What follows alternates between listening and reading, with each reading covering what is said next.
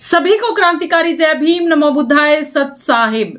साथियों, कल के प्रसंग में हमने बताया कि जो महात्मा बुद्ध की कहानी हमने बताई कि शोषित समाज के जो क्रांतिकारी प्रवर्तक हैं, हम एक एक करके हर वीडियो के माध्यम से हम आपको इनकी व्याख्या के बारे में बताते रहेंगे। तो कल का जो प्रसंग था हमारा, वो महात्मा बुद्ध के बारे में हमने बताया कि महात्मा बुद्ध ने किस प्रकार से जो ब्राह्मणी व्यवस्था है उसको नकार दिया और जो ईश्वर के अंदर विश्वास रखने वाले ब्राह्मण समाज के लोग और हमको एक मूर्ति पूजा के अंदर धकेल दिया गया और एक अंधविश्वास के अंदर धकेल दिया गया और छुआछूत की भावना हमसे रखी गई।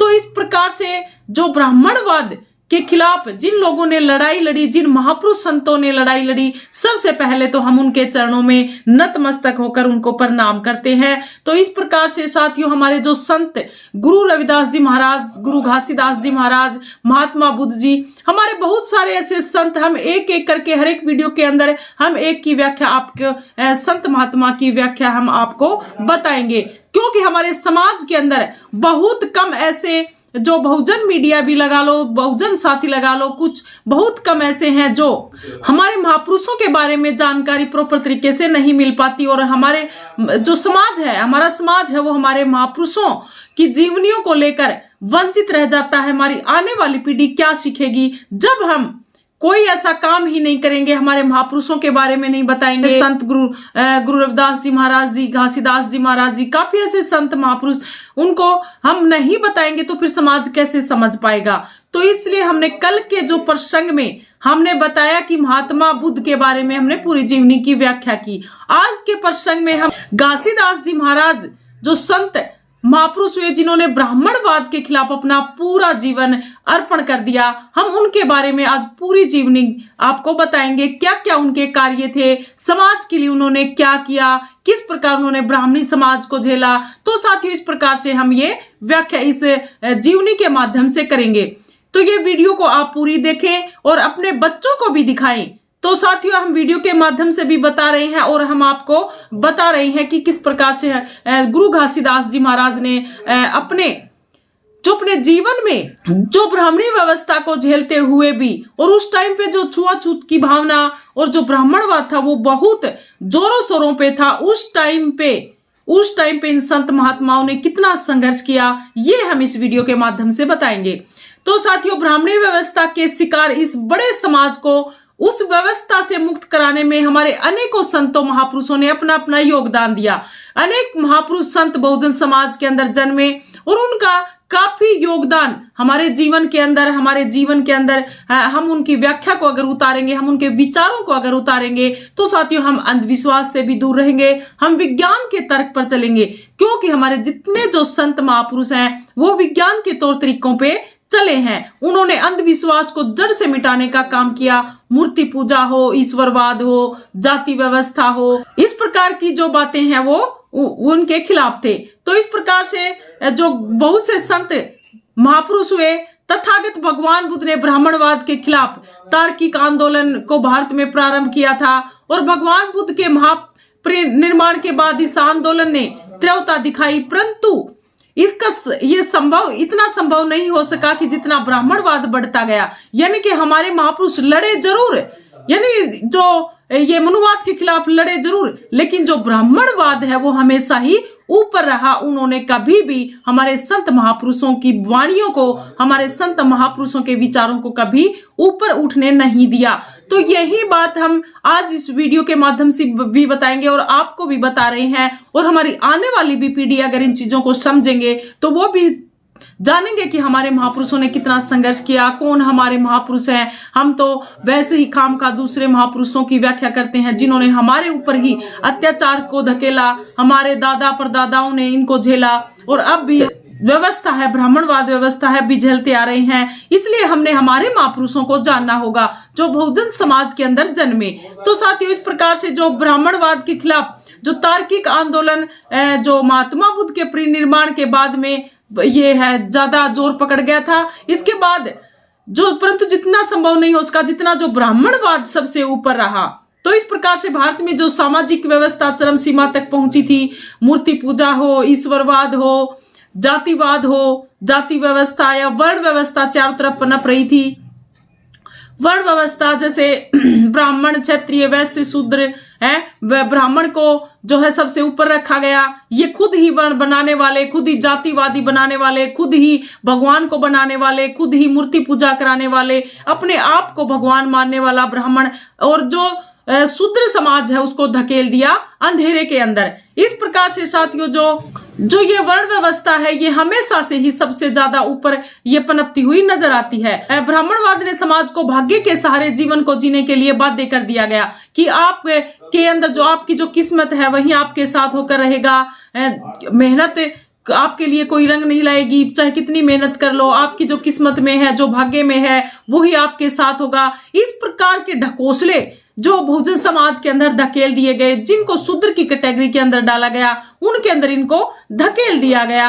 तो इस प्रकार से जो वेदों, मनुस्मृति, ब्राह्मणी शास्त्र इत्यादि जो धर्म ग्रंथों में इस प्रकार की जो सुविधाजनक उल्लेख किया गया है कि जो ब्राह्मणोत्तर भारतीय समाज ब्राह्मणी व्यवस्था के आधिपत्य में रहा है। ब्राह्मणी व्यवस्था ने समाज को अज्ञान, अशिक्षित तथा ईश्वर रूपी अंधकार में रखकर अपना स्थायी वास्तव बनाए रखा।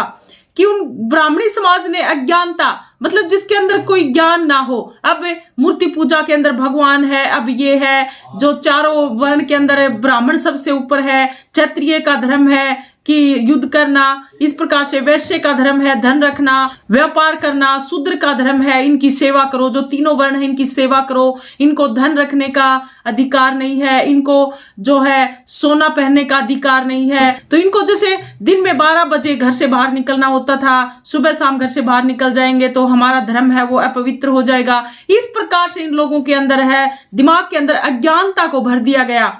तो इस प्रकार से साथियों ये जो बातें हैं इनको हमने जानना होगा, और तभी जाकर हम हमारे महापुरुषों की वाणियों को हम आगे बढ़ा पाएंगे। हम महापुरुषों के बारे में जान पाएंगे कि हमारे महापुरुषों ने कितना हमारे लिए संघर्ष किया है। तो इस प्रकार से जो ब्राह्मणी व्यवस्था का यह मूल मंत्र व्यर्थ सिद्ध हुआ कि जो ब्राह्मणी व्यवस्था है ये ही देश के अंदर हमेशा से चलती रही। संपूर्ण समाज को वर्गों में बांटा, एक वर्ण को दूसरे से मिलने नहीं दिया गया। जैसे ब्राह्मण, क्षत्रिय, वैश्य, शूद्र, अब ब्राह्मण क्षत्रिय के बराबर नहीं हो सकता, क्षत्रिय वैश्य के बराबर नहीं हो सकता, अब शूद्र है वो इनकी बराबरी नहीं कर सकता। एक दूसरे वर्ण को आपस के अंदर मिलने ही नहीं दिया, अपने को श्रेष्ठ मानते रहे। जो ब्राह्मण है वो अपने को श्रेष्ठ मानते रहे, चाहे वो अनपढ़ हो, चाहे वो टांग टूटने से लंगड़ा हो, चाहे वो अंधा हो, चाहे वो किसी भी प्रकार से हो, लेकिन अगर वो ब्राह्मण के अंदर उन्होंने जन्म ले लिया तो वो सर्वश्रेष्ठ है। और शूद्र के अंदर अगर चाहे वो कितना भी विद्वान हो किसी भी प्रकार से, जैसे हमारे जो बहुजन समाज के अंदर ऐसे ऐसे विद्वान लोग जो विश्व रत्न डॉक्टर बाबा साहब भीमराव अंबेडकर जैसे महान महापुरुष जिन्होंने इस देश को का भी संविधान दिया, लेकिन उनको फिर भी ये जो वर्ण व्यवस्था के जो लोग हैं वो उनको सुहाते नहीं है, और ये हमेशा नीची कैटेगरी के अंदर उनको देखते हैं। लेकिन हमारा समाज फिर भी जो है कुछ जागरूक है, कुछ जागरूक होने की कोशिश कर रहा है। तो इस प्रकार से अगर विश्व रत्न डॉक्टर बाबा साहब भीमराव अंबेडकर अगर ब्राह्मण होते तो फिर क्या होता, आप सोचकर देखो। यानी कि जो महार जाति से, जो शूद्र जाति से होने के बाद ये लोग किस प्रकार का व्यवहार करते हैं, इनको जो बाबा साहब के द्वारा लिखा गया संविधान भी इनको नहीं सुहाता है। तो इस प्रकार से ये इनकी जो ग्रंथ है इनके अंदर इनकी वाणियां हैं ये लिखी गई हैं, इनके ग्रंथों के अंदर ये बातें हैं ये लिखी गई हैं। तो इस प्रकार से संपूर्ण समाज को वर्णों में बांटा गया, एक दूसरे के वर्ण से मिलने नहीं दिया गया, अपने को श्रेष्ठ मानते गए और मुगलों पर अन्य की गुलामी भी की, परंतु समाज को एकत्रित नहीं होने दिया। जिस प्रकार से शूद्र के अंदर भी काफी जातियां बना दी गई, 7000 से भी जातियां बना दी गई, एक दूसरे को मिलने नहीं देते। अब है तो वो भी इंसान, लेकिन जातियों के तौर पर बांट दिया गया, उसको उससे नहीं मिलने दिया जाता, उसके घर में अपनी लड़की की शादी नहीं कर सकता। जाति के तौर पर इस प्रकार से इन लोगों को अपने आप में बांट दिया गया, और जाति के तौर पर इन्होंने काम भी बांट दिया। तो इस प्रकार से जो ये इस प्रकार की जो ब्राह्मणी व्यवस्था देश में पिछले हजारों वर्षों से चली आ रही है, इसका अर्थ यह कदापि नहीं कि ब्राह्मण वर्गीय अति बुद्धिजीवी, वीर या धैर्यशील होते हैं। यानी कि जो ब्राह्मण अपने आप को सर्वश्रेष्ठ समझते हैं तो इसका मतलब ये थोड़ी है कि भाई ये अति बुद्धिजीव है, ये वीर है, ये धैर्यशील है। और परंतु दलित, शोषित एवं बहुजन की इसमें अज्ञानता, यानी बहुजन कितना भी ज्यादा पढ़ा लिखा हो, कितना भी ज्यादा विद्वान हो, विश्व रत्न डॉक्टर बाबा साहब भीमराव अंबेडकर जैसे महान विद्वान इस देश के अंदर या विश्व के अंदर भी इतना कोई पढ़ा लिखा इंसान नहीं जो बाबा साहब भीमराव अंबेडकर के ने पढ़ा। और दलित शोषित बहुजन समाज की स्थिति दास व्यवस्था जैसी थी, नौकर बनाकर उनको रखा जाता था। उनको शिक्षित होने पर ज्ञान प्राप्त करने की परिस्थिति ही नहीं आने दी, यानी इनको ज्ञान लेना नहीं है, ज्ञान वर्जित है, पढ़ना लिखना इनको नहीं है, यानी रोक लगा दी गई थी। तो जनमानस में सजगता एवं सतर्कता का निर्माण करके तथा ज्ञान को संगठित करके इसका सफलतापूर्वक संचालन विश्व भर में चल रहा है। जो प्राप्त साधनों की सहायता से ज्ञानार्जन करके जनमानस में चेतना भी पैदा करना साधारण नियम माना जाता है, परंतु भारत देश में जो सामान्य जनता को अज्ञान व अंधकार की गर्त में धकेलकर उन्हें अपने जीवन में प्रगति के साधनों से वंचित रखने का कार्य ब्राह्मणी समाज से खूब किया गया है। और ब्राह्मणी समाज ने एक ऐसे निश्चय षड्यंत्र के द्वारा ब्राह्मणोत्तर समाज को शिक्षा व शास्त्रों से दूर रखने का हमेशा है ये प्रयत्न किया गया है। तो इस प्रकार ये असत्य का संचालन एवं तदनुसार व्यवहार का प्रचलन इस देश में हजारों वर्षों से चला आ रहा है। दलित शोषित व्यक्ति को विद्वान होते हुए भी सम्मान की दृष्टि से नहीं देखा जाता, ये तो शूद्र है, ये तो उस जाति से है, यानी ये खुद ही बनाने वाले और अपने आप को श्रेष्ठ मान लिया गया। परंतु जातिगत ब्राह्मण व्यवस्था के संचालन चाहे कपटी हो, चाहे वो बुद्धिहीन हो, चरित्रहीन हो, नेत्रहीन हो, अशिक्षित होते हुए भी सदैव जो सम्मान के पात्र रहेंगे, यानी उनके अंदर कोई भी ऐसी शिक्षा भी ना हो, बुद्धिहीन वो हो, चरित्र हो, अशिक्षित हो, तो भी मतलब उनकी पूजा करो। ये इनके इतिहासों के अंदर, इनके ग्रंथों के अंदर लिखा गया है। इसलिए इस प्रचलन को हटाने के लिए सत्य की जानकारी होना आवश्यक है। इसलिए हमारा जो मकसद है, जो हम आपको बता रहे हैं कि जो सत्य क्या है, उसके आधार पर हम आपको बता रहे हैं। तो ब्राह्मणी समाज का जो असत्य व्यवस्था के विरोध में देश के अनेक महापुरुषों, संतों, कवियों द्वारा विद्रोह किया जा रहा है। इस संघर्ष में गुरु घासीदास जी का भी जो कार्य सराहनीय माना गया है, सराहनीय रहा है। बोलिए गुरु घासीदास जी महाराज की जय हो।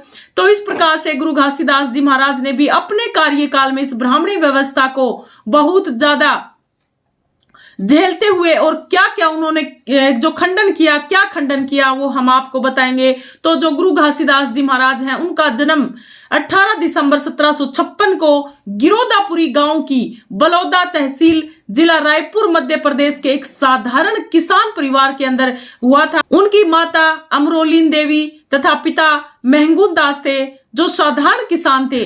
20 वर्ष की आयु में ही उनकी शादी है तहसील के देवादा की बेटी सकरा देवी के साथ हो जाती है। और घर की गरीबी हालत को देखते हुए घासीदास जी परिवार का गुजारा करने के लिए किसान मजदूर का काम करते थे। गरीब घर में पैदा होने के कारण घासीदास जी जवलते सामाजिक स्तर को सामाजिक समानता पर लाने के बारे में सोचते थे कि किस प्रकार से इस देश के अंदर, इस समाज के अंदर किस प्रकार से समानता आए। तो वे समाज में पुरुष और प्रत्येक महिलाओं की समानता के बारे में शांत स्थान पर विचार किया करते थे। अकेले बैठकर सोचा करते थे कि किस प्रकार से जो महिलाओं के साथ भी जो अत्याचार हो रहे हैं, जो गरीब शोषित समाज के साथ अत्याचार हो रहे हैं, तो अकेले में बैठकर इस चीज का चिंतन करते थे, विचार करते थे कि इस देश के अंदर किस प्रकार से समानता लाई जाए।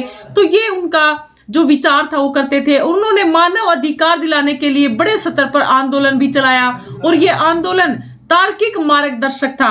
तो इस प्रकार जो पिता धार्मिक प्रवृत्ति के होने के कारण उनके संस्कारों में धार्मिकता का प्रभाव पड़ता रहा।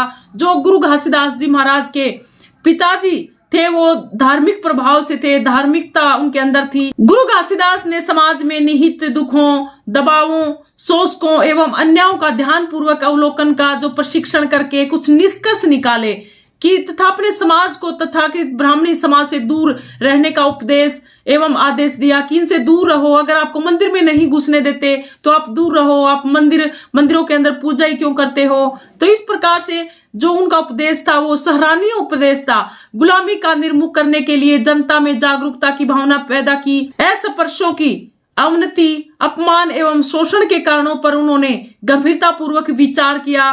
छत्तीसगढ़ की भली भांति सामान्य जनता को ब्राह्मणशाही के आधिपत्य से मुक्त करा के तथा इस समाज में मूल परिवर्तन की जो दृष्टि से जीवन व्यतीत करने के मार्गों का विवेचन वो किया गया था। गुरु घासीदास जी महाराज अपने आंदोलन को तेज करके तथा स्थायी रूप के लिए सतनामी संघ की स्थापना छत्तीसगढ़ के अंदर की। तो जो गुरु घासीदास जी महाराज ने कौन से संघ की स्थापना की थी? सतनामी संघ की स्थापना की थी। सतनामी संघ की स्थापना करने के बाद उनके कुछ सिद्धांत भी थे। तो 8 सिद्धांत गुरु घासीदास जी महाराज ने रखे थे, वो हम आपको बताने जा रहे हैं कि मंदिरों में पूजा करने क्यों जाते हो, आप क्यों जाते हो मंदिरों के अंदर पूजा करने। अपने समाज को बता रहे हैं कि मंदिरों के अंदर पूजा करने क्यों जाते हो, इससे आप जो आर्थिक हानि है वो होती है। तो जबकि तुम पुरोहित बनने के अधिकारी नहीं हो, मूर्ति पूजा बंद करो। यानी उन्होंने इस चीज का आंदोलन चलाया कि तुम मंदिरों के अंदर क्यों जाते हो मूर्ति पूजा करने के लिए, आपको आर्थिक हानि होती है, आपका धन, घर से आपका धन जाता है, जबकि आपको जो पुरोहित ही नहीं बनने दिया जाता, जो मंदिरों के अंदर पुजारी है वो ही नहीं बनने दिया जाता। तो इसलिए आप मूर्ति पूजा बंद करो और अपने विज्ञान के तौर पर जो तर्कशील सिस्टम है उसको आप सोचकर विचार करके आप आगे बढ़ो। इस प्रकार से जो संत घासीदास जी महाराज का दूसरा जो सिद्धांत था वो था कि शराब का प्रयोग बंद करो, यह है हानिकारक है। यानी कि शराब आपको अंदर से खोखला कर देगी, आपके घर परिवार को बर्बाद कर देंगे, आपके पास जितना भी धन है वो शराब पीकर आप गंवा दोगे। तो आपके लिए हानिकारक है, आपके घर के लिए हानिकारक है, समाज के लिए हानिकारक है और आपके शरीर के लिए हानिकारक है। इसलिए उनका जो दूसरा सिद्धांत था गुरु घासीदास जी महाराज का वो ये था कि शराब का प्रयोग है वो बंद कर देना चाहिए। जो तीसरा सिद्धांत था गुरु घासीदास जी महाराज का वो था कि मांस खाना बंद करो, इससे हिंसा होती है। अगर आप जैसा खाओगे अन्न वैसा रहेगा मन, आप जिस प्रकार से जैसा अन्न खाओगे वैसा ही आपका मन रहेगा। इस प्रकार से इस प्रकार के जो ये खान पान है ये आपने बंद करने होंगे, अच्छे खान पान का आपने सेवन करना होगा। प्रकृति ने किस प्रकार से हमारे को इतनी बड़ी बड़ी चीजें दी हैं खाने के लिए, इतनी अच्छी अच्छी चीजें दी हैं, फल फ्रूट दिए हैं, सब्जी दी है, अनाज दिया है, बहुत कुछ दिया है प्रकृति ने हमारे को खाने के लिए। लेकिन उसके बावजूद भी जो लोग इस प्रकार का जो गंदी चीजों का सेवन करते हैं, मांस मदिरा का सेवन करते हैं, तो गुरु घासीदास जी महाराज ने अपने सिद्धांत के अंतर तीसरे नंबर पर बताया कि ऐसी चीजों का आप सेवन न करें। इससे अगर आप इस प्रकार के सेवन करोगे तो आपका मन भी ऐसा ही रहेगा, आप दूसरों के साथ भी ऐसा व्यवहार करोगे। तो इस प्रकार से चौथा सिद्धांत गुरु घासीदास जी महाराज ने बताया कि शांति से जीवन जियो, शांति के साथ जीवन जियो और पशुओं कि बलि ईश्वर के नाम पर मत दो। ये जो जिस प्रकार से कहते हैं कि फलानी मंदिर के ऊपर, ये जो मस्जिदों के ऊपर कहीं पर भी लगा लो, जो पशु की बलि है वो दी जाती है, लेकिन आप ऐसा कुछ भी ना करो। भगवान के नाम पर किसी भी जीव जंतु की उनकी हत्या करोगे तो ये गलत है। तो इस प्रकार से पांचवा जो सिद्धांत था गुरु घासीदास जी महाराज का तो वो ये था कि महिलाओं को बराबर सम्मान दो, महिलाओं को साथ लेकर चलो, अपने आंदोलन में उन्हें भी भागीदारी दो, उनको साथ लेकर चलो, महिलाओं के साथ अत्याचार ना करो। आपने देखा होगा उस टाइम पे महिलाओं के ऊपर किस प्रकार से अत्याचार होते थे, उनको बाल विवाह की प्रथा थी, घूंघट प्रथा थी, और जो जिस प्रकार से ये जो सती प्रथा थी, और विधवा अगर उनको नहीं जलाया जाता था पति के साथ तो फिर उनका पूरा जीवन बहुत ही कष्टदायक होता था। तो इस प्रकार से जो गुरु घासीदास जी महाराज हैं उन्होंने यही कहा कि महिलाओं को बराबर सम्मान दो और अपने आंदोलन में उन्हें भी भागीदारी दो, अपने साथ लेकर उनको चलो। तो इस प्रकार जो छठा सिद्धांत गुरु घासीदास जी महाराज का था कि जाति व्यवस्था देश की प्रगति में बाधक है। जो जिस प्रकार से जो जाति व्यवस्था जो बनाई गई है ये देश के अंदर बाधक है, ये देश की प्रगति के अंदर बाधक है, कभी भी देश को आगे नहीं बढ़ने देती। देश हमेशा पिछड़ा रहेगा, देश हमेशा पीछे रहेगा। जिस प्रकार से आज भी आप देख सकते हैं कि किस प्रकार से हिंदू मुस्लिम हो रहा है, किस मस्जिदों के ऊपर किस प्रकार से मंदिरों को ढूंढा जा रहा है। तो आपस के अंदर इस प्रकार की भावना को मत रखो। तो इस प्रकार जो सातवां सिद्धांत गुरु घासीदास जी महाराज का कि सत्य पर विश्वास धारण करो, कि झूठ के ऊपर आप न टिको, सत्य के ऊपर चलो। तो आठवां जो सिद्धांत लास्ट और आठवां सिद्धांत गुरु घासीदास जी महाराज ने क्या बताया कि दोपहर के बाद हल मत चलाओ, प्रतिबंध हो, यानी कि दोपहर के बाद हल मत चलाओ। तो साथियों इस प्रकार से ये गुरु घासीदास जी महाराज ने क्यों बोला है इसके बारे में मुझे ज्यादा जानकारी तो नहीं है, लेकिन इसका बिना कोई ना कोई अच्छा ही अर्थ निकलता है कि दोपहर के बाद हल मत चलाओ। इसके अंदर कुछ ऐसा तो है, इसलिए हमारे संत घासीदास जी महाराज ने ये चीज बोली है। इसके बाद गुरु घासीदास जी महाराज ने छत्तीसगढ़ की भूमि पर अपने आदेशों के द्वारा गुरु घासीदास जी ने सतनामी समाज में क्रांतिकारी संघर्ष का परिचालन किया और इस संघर्ष में सतनामी समाज में एक परिवर्तन हुआ था। गुरु घासीदास जी महाराज कहते थे कि समाज में मनुष्य ने ही दुखों को पैदा किया है, यह मनुष्यों के दुखों की जड़ है, इसका जिम्मेदार मनुष्य खुद ही है। इसका उद्गम विभिन्न प्रकार की बुराइयों से होता है, जैसे शराब पीना, मांस खाना, असत्य पर विश्वास करना। तो इस प्रकार से दुखों का निवारण करना होता है, आदतों पर प्रतिबंध लगाना होता है। इन बातों को गुरु घासीदास जी महाराज ने प्रत्यक्ष रूप से अपने समाज को समझाया है। अतः प्रत्येक मानव में ईश्वर का अंश विद्यमान रहता है, यानी हम ईश्वर को मंदिरों में ढूंढते हैं, कहां पर भी ढूंढते हैं, लेकिन हर इंसान के अंदर ईश्वर होता है, हर जीव जंतु के अंदर, जानवर के अंदर ईश्वर का निवास होता है। ये गुरु घासीदास जी महाराज ने अपने समाज को समझाने का प्रयास किया। मंदिरों तथा प्रार्थना स्थलों पर ईश्वर का निवास नहीं होता है, वहां पर जो इनका कमाई का जो साधन है वो अपने घर को खूब पैसों से भर लेते हैं और अपने बच्चों को अच्छे अच्छे स्कूलों में पढ़ाते हैं, हमारा ही समाज का पैसा लेकर। इसलिए तो गुरु घासीदास जी महाराज ने कहा है कि जो मंदिरों के अंदर आप मत जाओ, वहां पर आपका धन है वो समाप्त होता है, आपकी आर्थिक हानि होती है। तो इस प्रकार से गुरु घासीदास जी महाराज ने कहा है कि मंदिर व प्रार्थना स्थल ब्राह्मणी समाज का जीने का साधन बन गया है। ये तो जो ब्राह्मण समाज के लोग हैं, इनका जीने का साधन है। सत्य के मार्ग का अनुसरण करने से ही ईश्वर की प्राप्ति होती है। गुरु घासीदास जी महाराज के ये ही मत थे कि जो सत्य के ऊपर, मार्ग के ऊपर हम चलेंगे तो जो ईश्वर की प्राप्ति है वो हमें अपने आप हो जाएगी। तो गुरु घासीदास जी महाराज ने कहा है कि सत्य ही सदैव सत्य रहता है और सत्य ही सब जगह है। सत्य ही एक ऐसा होता है जो परिवर्तनशील नहीं होता है, जो कभी परिवर्तित नहीं होता। सत्य का विश्वास करते हैं, सत्य पर आधारित जीवन निर्वाह से ही मोक्ष की प्राप्ति होती है। सत्य ही ईश्वर है, सत्य ही सत्य है, सत्य ही ईश्वर है, ईश्वर ही सत्य है। सत्य तर्क संगत होता है, वह न्याय का पक्षधर होता है, बल्कि शोषित समाज को अन्याय, अत्याचार तथा अंधकार से मुक्त होने के लिए सत्य मार्ग का ही अनुपालन हमें करना चाहिए। इस प्रकार जो सत्य अज्ञान को दूर करता है। ब्राह्मणवादी समाज ने दलित, शोषित व पिछड़े समाज को असत्य पर आधारित तथ्यों पर ही समाज का विकास नहीं होने दिया। ब्राह्मणवादी समाज ने उनको असत्य के ढकोसले के अंदर धकेला गया, तभी तो उनका उद्धार है वो नहीं हो पाया। ये गुरु घासीदास जी महाराज ने तथ्यों के हिसाब से बताया है। उसे भाग्य व ईश्वर के चक्कर में ही फंसाए रखा कि आपका तो भाग्य के सहारे है, आप तो भाग्य के सहारे जी रहे हो, आपको तो जो कुछ होगा वो आपकी किस्मत में लिखा है। इस प्रकार की बातें उनके अंदर उनको धकेल दिया गया। तो हमारे महापुरुषों ने सत्य की खोज के लिए सारा का सारा जीवन लगा दिया, परंतु सत्य की खोज है वो नहीं हो सकी है।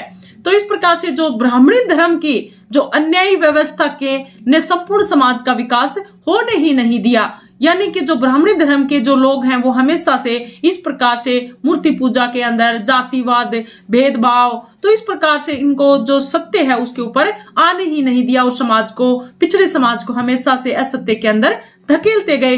तो मानव को मानव से अलग किया, मानव में भेदभाव किया, जातिवाद स्थापित किए गया। गुरु घासीदास जी महाराज ने अपना पूरा का पूरा जीवन मानवीय अधिकारों की प्राप्ति के लिए तथा सामाजिक परिवर्तन के अंदर झोंक दिया। तो छत्तीसगढ़ की जो सतनामी की मुहिम के जनक गुरु घासीदास जी महाराज कहलाए।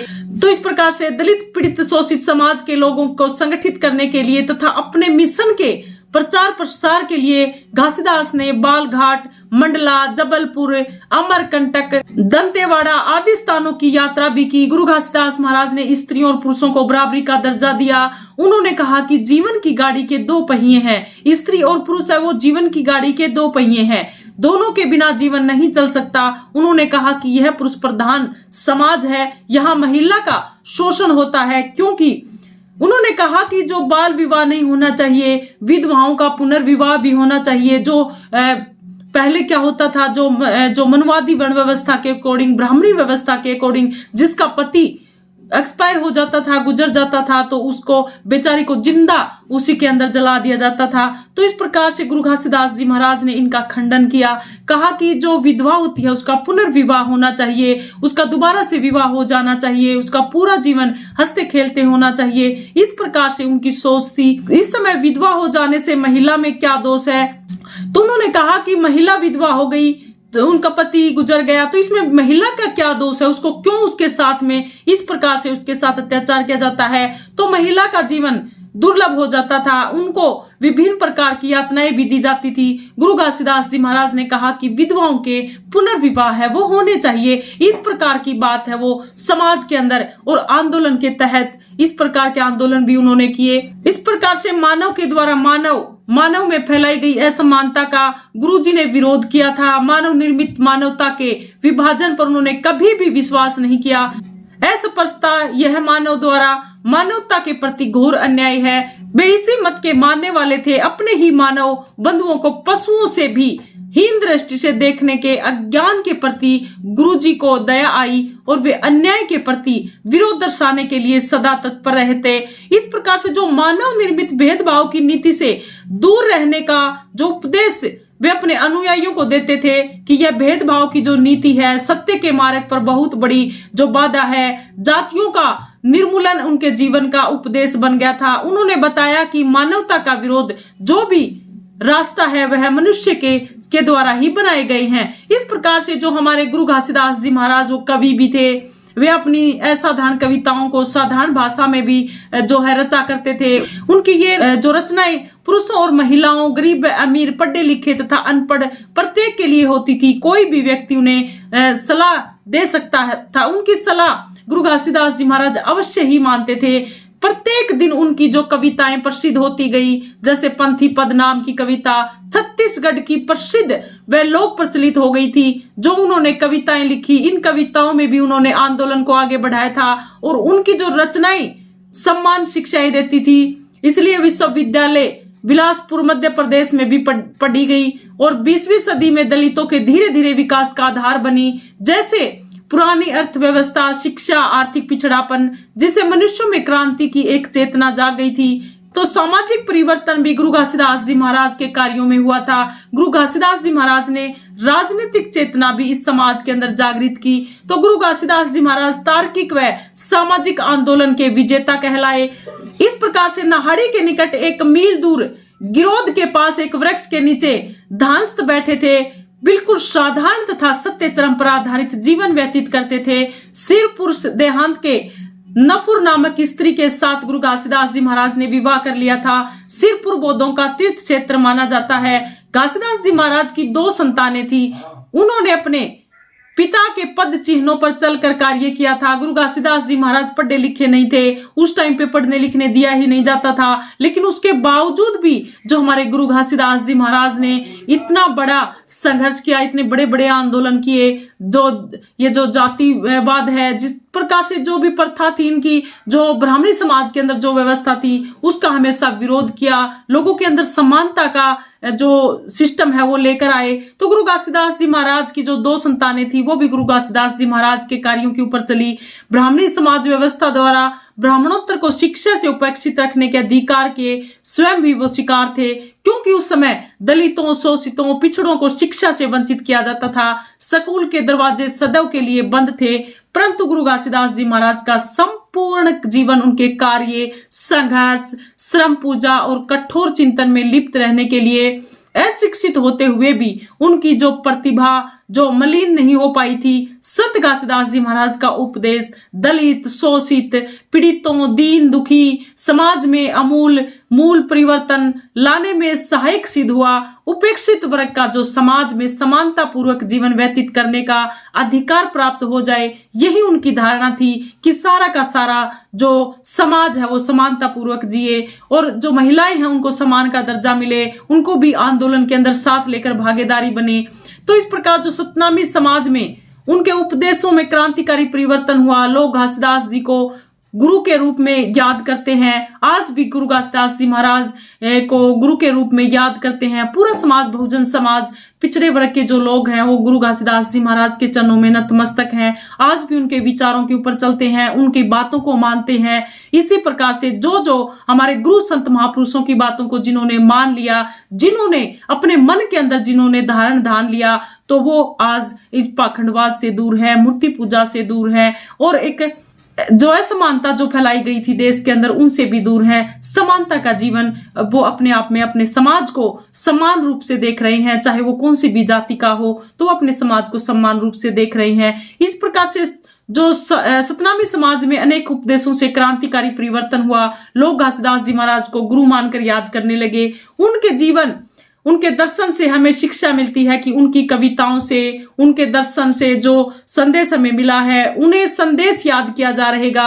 और सरल भाषा, सरल भाव के लिए भी उनकी कविताओं को याद किया जाता रहेगा। सर्वप्रथम महिलाओं को सम्मान व शराब का विरोध करने वालों में गुरु घासीदास जी महाराज का महत्वपूर्ण स्थान है। घासीदास जी महाराज ने मानव को मानवता का पाठ पढ़ाया था। आज भी संत गुरु घासीदास जी महाराज के उपदेश व कविताओं को याद किया जाता है। समस्त दलित समाज उनका ऋणी है, उनका कर्जी है। तो इस प्रकार से ऐसे ऐसे संत हमारे समाज के अंदर जन्मे, बहुजन समाज के अंदर जन्मे, जिन्होंने अपना पूरा का पूरा जीवन इस ब्राह्मणी व्यवस्था से गुजरने के बाद और अपने समाज को इस अंधकार से निकालने के लिए भरपूर प्रयत्न किया, भरपूर प्रयास किया। तो इसी प्रकार से हमें हमारे संत महापुरुषों को याद करते रहना चाहिए, हमारे संत महापुरुषों की जीवनी को याद करते रहना चाहिए और हमारे आने वाली पीढ़ी को बताना चाहिए कि आखिर हमारे गुरु कौन है, कौन हमारे संत महात्मा हैं, जिन लोगों ने अपना पूरा जीवन इतने कष्टदायी, इतनी उस टाइम पे जो ब्राह्मणवादी व्यवस्था वो जोरों पर थी, उस टाइम पे इतनी लड़ाई लड़ना, आंदोलन करना अपने समाज के लिए, ये छोटी बात नहीं है। इस प्रकार से साथियों, गुरु घासीदास जी महाराज के चरणों में हम नतमस्तक होते हैं। सभी को जय भीम, जय घासीदास जी महाराज। सत साहेब, सत साहेब, सत साहेब।